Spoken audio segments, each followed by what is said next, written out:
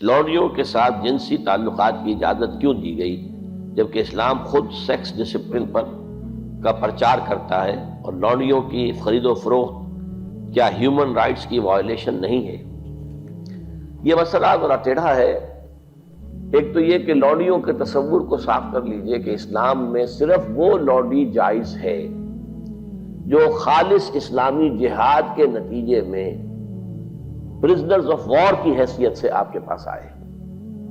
یہ نہیں ہے کہ کسی آزاد لڑکی کو، عورت کو پکڑا اور اسے زبردستی جو ہے وہ کہیں بیچ دیا اور وہ غلام ہو گئی، یا جیسے کہ امریکنوں نے کیا تھا کہ ہزاروں ویسٹ افریقن کنٹریز سے یہ حبشیوں کو پکڑا اور ان کو لے جا کے وہاں پر جو ہے منڈیوں میں بیچ دیا۔ یہ نہیں، یہ جائز، حرام، بالکل حرام۔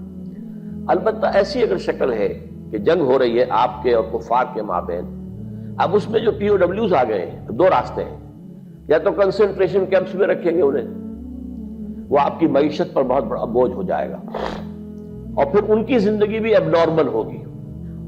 وہاں نہ مرد کے لیے کوئی امکان ہے کہ کوئی اس کی جو ہے طبیعت کے اور جنسی تقاضے پورے ہو سکے، نہ عورت کے لیے امکان ہے۔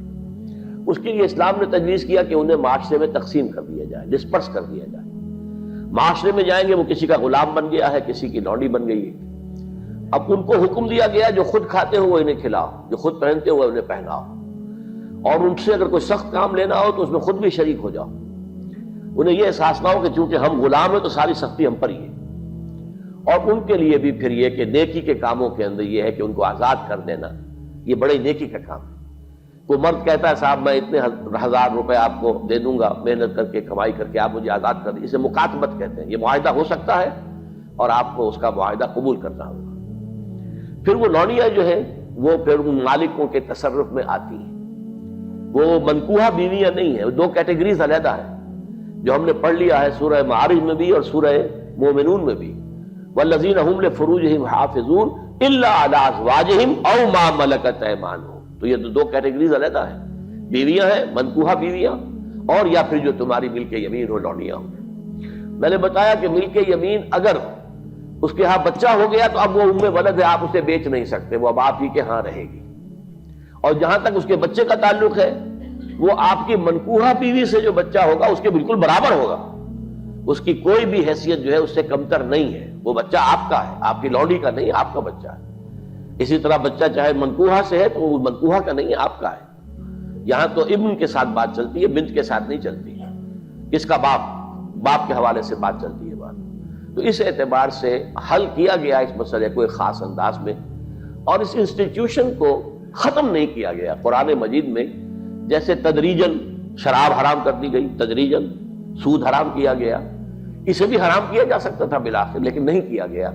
اس کی وجہ کیا ہے؟ میرے خیال میں یہ ہے کہ اس دنیا کے آخری دور میں جس کا اب آغاز ہو رہا ہے، خالص اسلامی جہاد بھی ہوگا، کفار کے ساتھ جنگیں ہوں گی، مقابلے ہوں گے، اور اس میں پرزنرز آف وار کے لیے یہ راستہ جو ہے کھلا رکھا گیا ہے تاکہ اس وقت جو ہے سچویشن صحیح طریقے پر اس کو حل کیا جا سکے۔ ھذا ما عندی والعلم عند اللہ۔ یہ بھی ہو سکتا ہے کہ کسی کی لونڈی، آپ ہی کی ایک لونڈی بھی ہے اور ایک غلام بھی، آپ ان دونوں کے اندر شادی کرا دیتے ہیں، اب وہ میاں بیوی ہو گئے، اور یہ کہ اب آپ پر حرام ہے وہ بیوی، وہ جو لونڈی ہے، آپ اس کے ساتھ کوئی جنسی تعلق نہیں رکھ سکتے۔ آپ نے اجازت دے دی تو گویا کہ اپنے حق سے آپ دستبردار ہو گئے، آپ نے غلام کے نکاح میں اسے دے دیا۔ اس میں البتہ یہ ہے کہ پھر ان کی اولاد جو ہوگی وہ غلام ہی ہوگی، باپ بھی غلام ہے، ماں بھی غلام ہے، تو ان کی اولاد غلام ہوگی۔ یہ انہی کی اولادیں ہیں کہ جو ہمارے معاشرے کے اندر آپ کو معلوم ہونا چاہیے کتنی بلندی تک پہنچی ہیں۔ خاندان غلاماں جو ہندوستان میں اسلام کی پہلی حکومت قائم ہوئی، کون تھے؟ قطب الدین ایبک غلام تھا، شمس الدین التتمش غلام تھا، غیاث الدین بلبن بہت زبردست حکمران تھا، روب و داغ والا، غلام تھا۔